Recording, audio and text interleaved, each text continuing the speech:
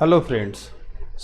पिछले वीडियो में हमने एज्योर वर्चुअल मशीन के बारे में पढ़ा था और मशीन वो बनाते समय हमने एक वर्चुअल नेटवर्क का भी जिक्र किया था कि वर्चुअल नेटवर्क यहाँ पे हम चूज़ करते हैं या क्रिएट करते हैं। ओके, उस टाइम पे मैंने ये कहा था कि आपका जो वर्चुअल नेटवर्क है वो हम पहले से क्रिएट करके रख सकते हैं या उसके साथ भी क्रिएट कर सकते हैं। ओके, लेकिन वर्चुअल नेटवर्क हम क्या करते हैं कि पहले से क्रिएट करके रखते हैं, तो उससे क्या होता है कि हम उस वर्चुअल नेटवर्क के अंदर मल्टीपल वीएम्स क्रिएट कर सकते हैं।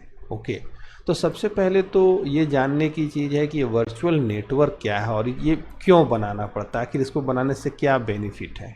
ओके, आप एक तरह से समझिए कि वर्चुअल नेटवर्क एक आपका एक कहा जाए तो ये सबसे पहले तो इसका बिल्डिंग ब्लॉक है, जो basic building block of azure कहा जाता है।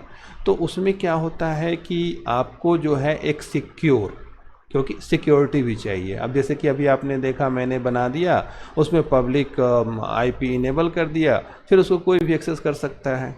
तो हमें ये नहीं करना, हमें क्या करना है कि हमें एक सिक्योर नेटवर्क में बनाना है। तो अगर एक ट्रेडिशनल हम नेटवर्किंग की बात करें तो नेटवर्किंग में जैसे कि डिफरेंट टोपोलॉजी आपने पढ़ी होगी। उसमें क्या होता है कि हम सिस्टम्स को कनेक्ट करते हैं और वो सिस्टम्स ही एक दूसरे से कम्युनिकेट कर सकते हैं, कोई बाहर से उसमें कम्युनिकेट नहीं कर सकता। ओके, वर्चुअल नेटवर्क में हम उसको एक ये भी है कि उसमें हम पब्लिकली अलाउ करने का ऑप्शन भी होता है, ठीक है, बट हम जो अपना नेटवर्क बना सकते हैं वो एक प्राइवेट नेटवर्क बना सकते हैं। होता क्या है कि जैसे कि हम अपना डेवलपमेंट कर रहे हैं कोड का, हमारे 10-20 लोगों की टीम है, तो उन सभी के पास अपना अपना वर्चुअल मशीन होना चाहिए। फिर इसके अलावा जो डिफरेंट जो रिसोर्सेज हमने क्रिएट किए हैं वो सारे रिसोर्सेज केवल यही 10 यूजर्स, जो 10 वीएम्स हैं, यही 10 वीएम्स में एक्सेस हों और बाहर एक्सेस ना हो। क्योंकि अगर डेव की बात करें तो हमें ये कॉन्फ़िगर करना पड़ता है। ओके, इसके अलावा तब जा कर के हम उसमें जब एप्लीकेशन को जब बिल्ड करके डिप्लॉय करते हैं उस टाइम पे हम एप्लीकेशन गेटवे यूज़ करते हैं ताकि हम उसको पब्लिकली अलाउ कर सकें कि हाँ पब्लिकली ये एक्सेस हो। बाकी इंटरनल, इसीलिए कोई भी नेटवर्क जो होता है हम जो बनाते हैं उसमें क्या करते हैं कि एक हमारा इंटरनल पार्ट होता है और दूसरा एक्सटर्नल होता है। तो इंटरनल पार्ट बनाने के लिए हम यहाँ पे वर्चुअल प्राइवेट नेटवर्क क्रिएट करते हैं। ठीक है, तो वर्चुअल नेटवर्क क्रिएट करने के लिए सिंपल आपको जाकर के पोर्टल पे जाना है, जाकर के वर्चुअल नेटवर्क्स टाइप करना है। जब आप टाइप करेंगे तो आपको इस तरह से वर्चुअल नेटवर्क्स का मिल जाएगा ऑप्शन, और यहाँ पर आपको क्रिएट करने का ऑप्शन मिलेगा, आप क्रिएट कर सकते हैं। जब आप क्रिएट करेंगे तो इसमें जस्ट लाइक अदर रिसोर्सेज की तरह अगेन आपके पास एक विजार्ड आ गया।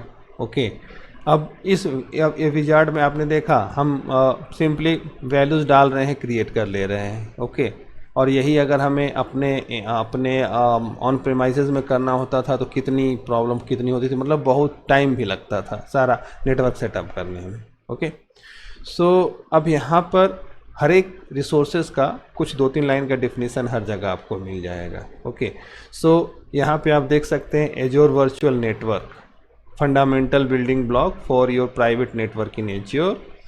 VNet enables many types of Azure resources such as Azure virtual machine to securely communicate with each other. आपस में ये communicate करने के लिए securely इसका यूज़ किया जाता है। ओके, इस तरह से हम देखें तो अब चलिए इसकी कुछ प्रॉपर्टीज़ को हम फटाफट फिल करते हैं जिससे कि हम ये वर्चुअल नेटवर्क बना सकें। तो अब देख सकते हैं कि इसमें सबसे पहले सब्सक्रिप्शन, रिसोर्सेज में हमने चूज़ कर लिया माई रिसोर्सेज, इंस्टेंस नेम और वर्चुअल मशीन का नाम देना है तो डेफ 001। ओके, ये सफिशिएंट है। रीज़न बाय डिफ़ॉल्ट छोड़ देते हैं। इसके बाद नेक्स्ट चलते हैं। नेक्स्ट में देखिए कुछ ऑप्शंस दिए गए हैं, ठीक है, उन ऑप्शंस के बारे में भी जानना ज़रूरी है। Virtual network encryption, okay, so यहाँ पर देखिए कह रहा है कि enable virtual network encryption to encrypt traffic travelled within the virtual network. Virtual machines must be accelerated networking enables traffic to public IP address is not encrypted.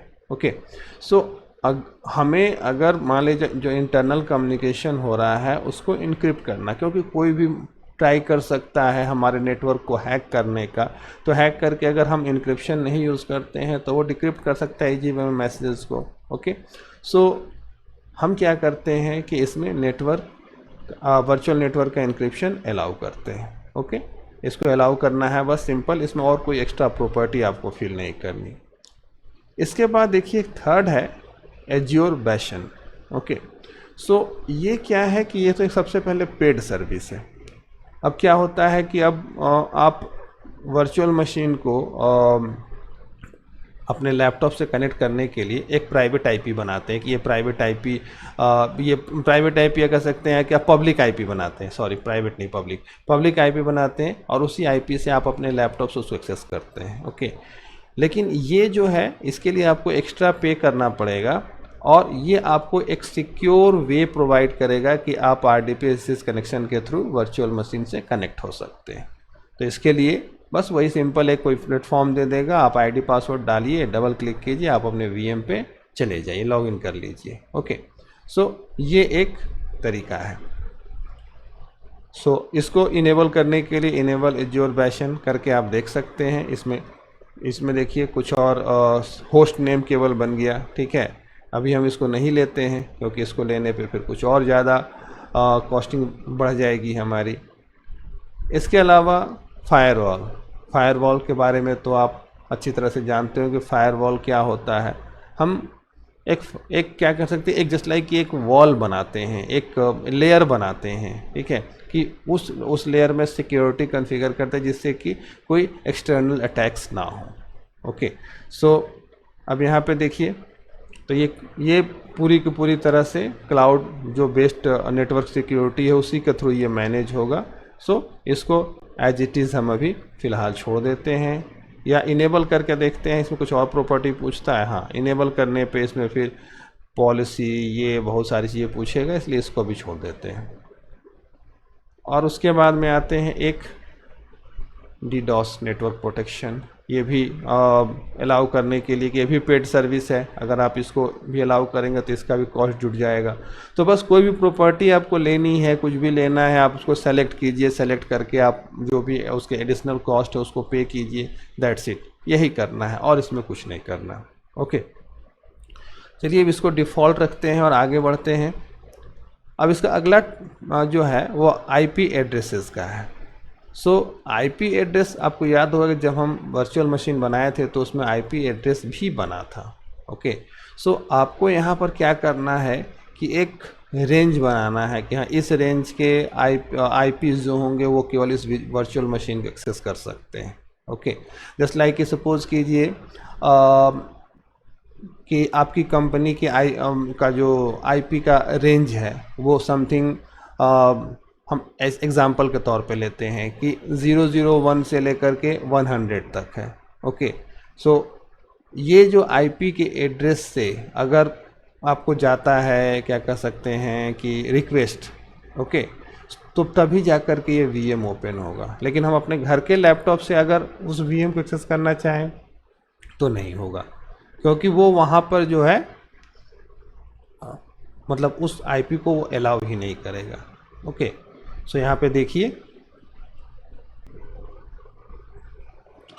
तो यहाँ पर आप देख सकते हैं कि define the address space of your virtual network with one or more IPv4 IPv6 address ranges, create subnet to segment the virtual network address space into a smaller range for use of your applications. When you deploy resources into a subnet, Azure assigns the resource and IP address from the subnet. Okay, so अब ये IP address का range आप यहाँ पे define कर सकते हैं।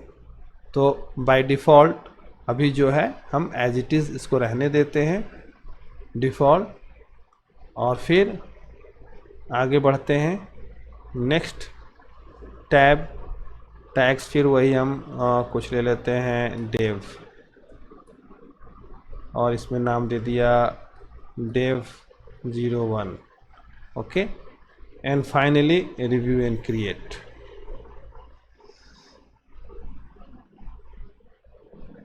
Okay, validated and finally create. अब ये आपका वर्चुअल नेटवर्क डिप्लॉय हो रहा है। तो जब ये बन जाएगा वर्चुअल नेटवर्क, देन आप अपना वर्चुअल मशीन दोबारा डिप्लॉय करके इसको सेलेक्ट करके देख सकते हैं कि उसमें बन रहा है कि नहीं बन रहा है। ओके, तो अभी ये डिप्लॉयमेंट हो रहा है और इसमें अभी हमने वर्चुअल नेटवर्क बनाया है, तो ये वर्चुअल नेटवर्क का ही रिसोर्स डिप्लॉय कर दिया फाइनल। ओके, यहाँ तो आ गया, यहाँ पे एक मिनट, यस या, तो ये बन गया। अब गो टू रिसोर्सेज में चलिए। अब देखिए आपका ये वर्चुअल नेटवर्क रेडी हो गया। ओके, अब ऐसा नहीं है कि आप एक बार वर्चुअल नेटवर्क बना दिए और इसके अलावा फिर उसमें आपने उस टाइम पे कोई सर्विसेज को आपने इनेबल नहीं किया तो बाद में नहीं कर सकते। आप उसको कर सकते हैं, जैसे कि DDoS प्रोटेक्शन उस समय नहीं किया था हमने, नॉट कॉन्फ़िगर्ड, इसको आप फिर से कॉन्फ़िगर कर सकते हैं। ओके, इसके अलावा अभी जैसे कि अब आपने देखा तो आपका वर्चुअल नेटवर्क का आईडी या फिर एड्रेस स्पेस जो डिफ़ॉल्ट हमने लिया था वो सारा कुछ यहाँ पे आपको दिख रहा है। ओके, तो इस तरह से आप वर्चुअल नेटवर्क बना सकते हैं। सो आज के इस वीडियो में हमने ये देखा कि वर्चुअल नेटवर्क का आखिर यूज़ क्या है, हम क्यों बनाएं और फिर कैसे बनाते हैं। ओके, और इसको बनाने से क्या बेनिफिट है, ये हमने आज स्टडी किया है। ओके, सो आज के वीडियो के लिए इतना ही दोस्तों, थैंक यू।